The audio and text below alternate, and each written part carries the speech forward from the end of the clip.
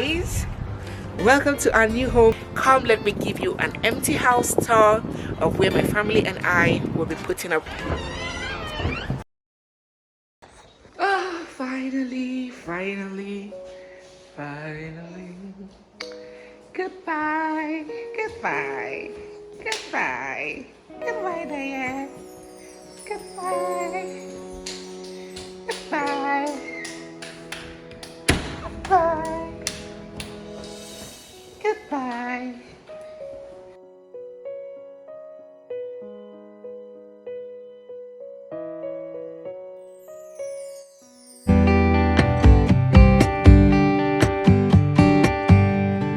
Looking for my mother's eyes as I'm staying close to the mirror.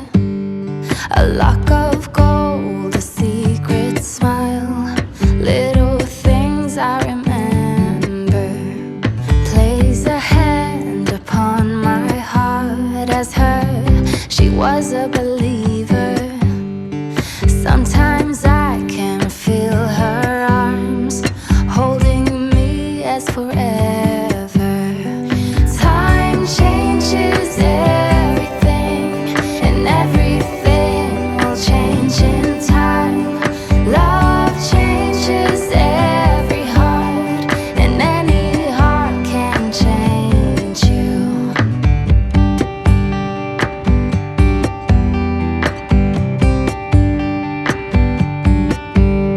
I see in you my mother's eyes, and I lay your head to my shoulder. A lock of gold, a secret smile, I will tell you when you get older. I place a hand upon your heart, every beat is taking me over, and I will hold you in my arms, pretend we'll stay here forever. Time changes everything, and everything will change in time. Love changes every heart, and any heart can change you. Je call, I fall. When I decided to share my relocation journey with you guys, I made up my mind that I was going to be very open, and that I have done as best as possible. So this is a major update in our journey, and I kind of feel a little obliged to share with you guys and tell you my learning points from here and what exactly has happened. Obviously, from this video, we have moved. We have left the first house that we stayed in just 10 months after. And yeah, believe me, that was not the plan. So back to the basics. When we got to this country, I took you guys through how difficult it was to get a place, how all the requirements that were needed, the credit checks, the everything, proof of employment in Canada and all of that, how we didn't have it, and how it was impossible to get a landlord willing to rent to us at that time.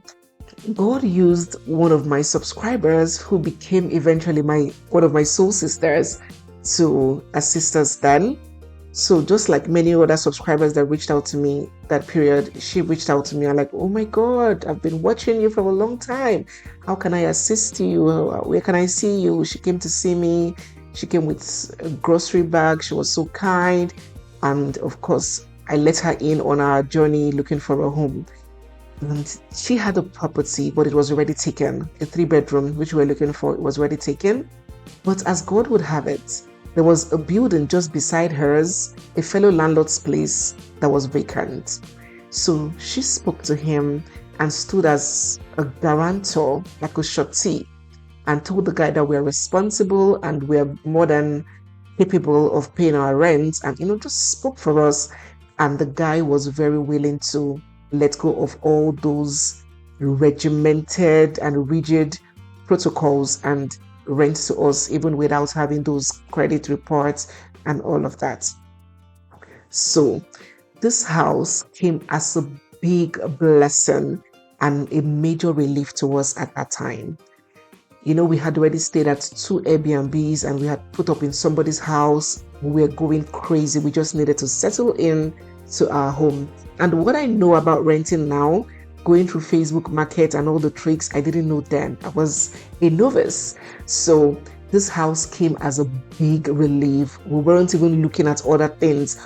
All that was primary to us then was just to settle in.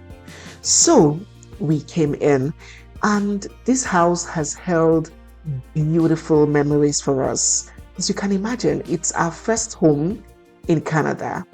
It was the place where we had our first, first day at school, first day at daycare, everything in Canada happened here. First Christmas, first everything. It happened here. So this house was and is so precious, is such an integral part of our journey, and we're ever grateful to God for showing up for us through this house when He did. But in as much as it's been a blessing, I wouldn't say it's been an overall pleasant experience. Okay. Our landlord was Indian, and I would ever be grateful to him for taking a chance with us. It is not everybody that will take a chance with newcomers who, in quotes, do not have a job. Although we were earning already, my husband still had his job in Nigeria. I was making good money, but a lot of landlords still wanted a Canadian verifiable source of income. But this guy took a chance with us, and I would forever be grateful to him. But just on the surface, one of the things that we were not quite pleased with was the fact that his God was right on our door. Now, it was a duplex, but it's two duplexes joined together in one, a very big 2-in-1 duplexes. I don't know how to, maybe I'll just leave the picture here. So he occupied the other side of the duplex while we took the other side. So our landlord was our neighbor. I think I wouldn't make that mistake anymore. No, and I wouldn't advise anybody to make that mistake, to have your landlord as your neighbor. Yes, there are limits to what he can do, but that privacy, that freedom, that peace of mind of just living in your place without so much interference or prying of eyes from the landlord, you might not enjoy that. So that was one major thing that we didn't realize when we decided to rent in the same building as the landlord. So the landlord put his goddess, their idol, I don't know, all those their snakes and all that, a poster of it on our door. And when we came in, when we moved in, we explained to him that we're Christians and we're not very happy with him plastering his idol right on our door. It's his own door.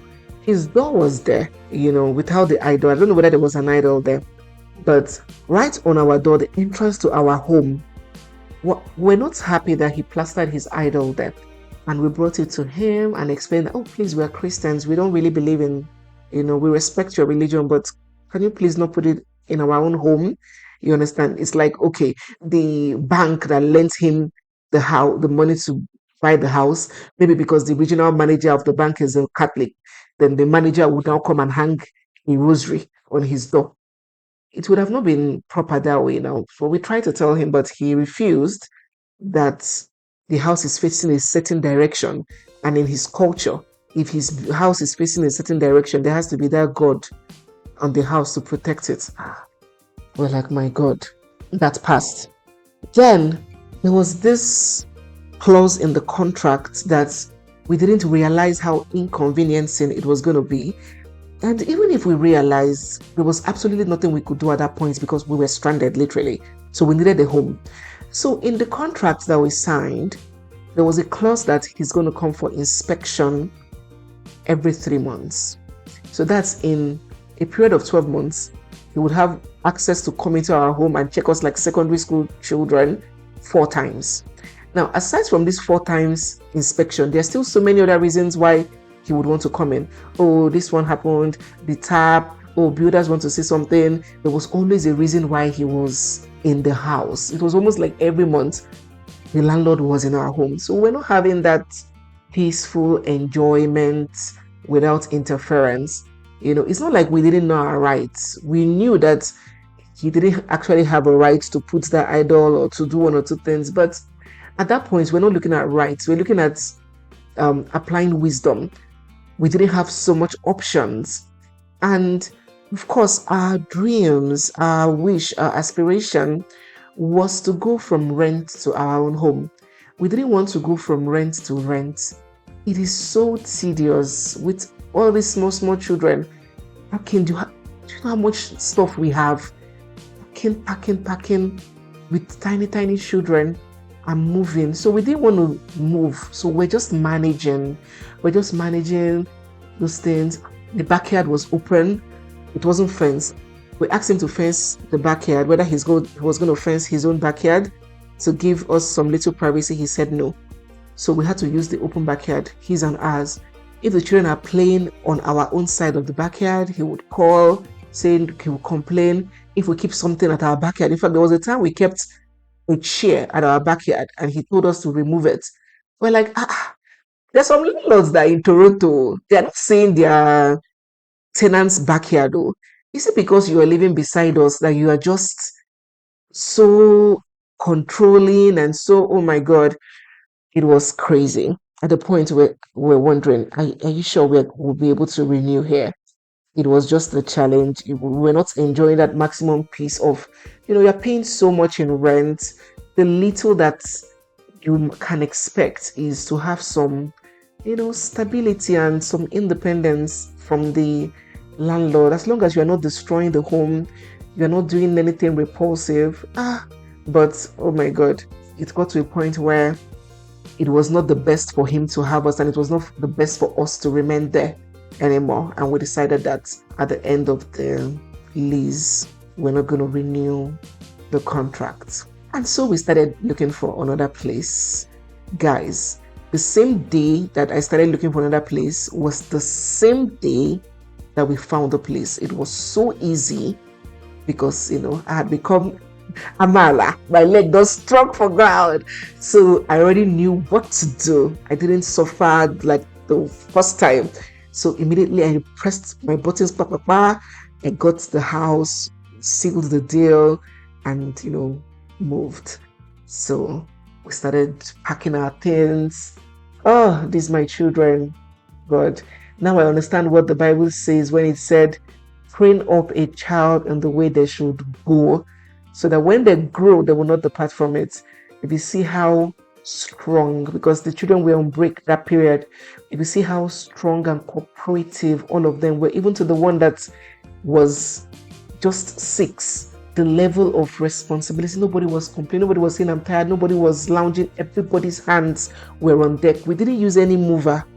Then I didn't even know that moving services existed. If I knew, with the stress we went through, I would have hired the services of a mover, but I didn't even know of such services. So we moved everything ourselves. My husband was packing things with Chinemeram in the former house, and they would drop it for us. Me, Chidubem, and Chikamso will be arranging in the new house. Then at the end of the week, we did this for 1 week. My husband was driving to and fro. Still going to school. Lecturers will still be asking us questions. We'll be carrying load and be answering the questions. Oh my God. Oh my God.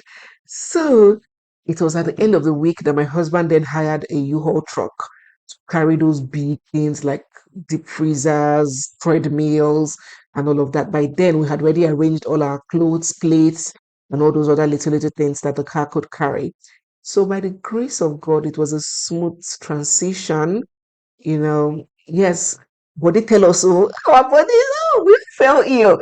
Our bodies, oh God, it was hectic, but it was a success. And we came over to this new place. And first thing I had to check was there that clause of everyday inspection, like boarding house child? It wasn't there. Does the landlord live anywhere 30 kilometers from the house? No. So all those other things that made living at the other place a bit uncomfortable, I ensured that they were not replicated in this new place. And, we began to settle. And yeah, that's how the story went. So guys, in the next video, I'll show you the house that we've moved into. I'll also take you through our journey of furnishing, buying, settling, everything. I'm going to show you guys everything. All right. So thank God for me. It's not, yes, it wasn't the plan, but it didn't end up badly. It's not a bad shift. It's for the betterment of, our peace and tranquility, if I can put it that way. So it's still a congratulations to us. Tell us a big congratulations down in the comment section. That's one thing about journeying through life. You have to be open for unforeseen contingencies, and you have to chest it with joy instead of, languishing in regrets or why did it have to happen this way. No, as long as it's not death, as long as it's not permanent disability, as long as there's health, there's life, chest all those challenges and be positive and look forward for brighter mornings. And that's exactly how we handled this unexpected change. So guys, I'm going to bring this video to an end here. Thank you so much for watching. Thank you so much for joining me on this journey. It can only get better, inshallah. Don't forget to give this video a big thumbs up. Drop your comments down in the comment section. Your experiences in a new country, if you're in diaspora, just be open to share down in the comment section. I'll see you guys in my next one. For now, bye.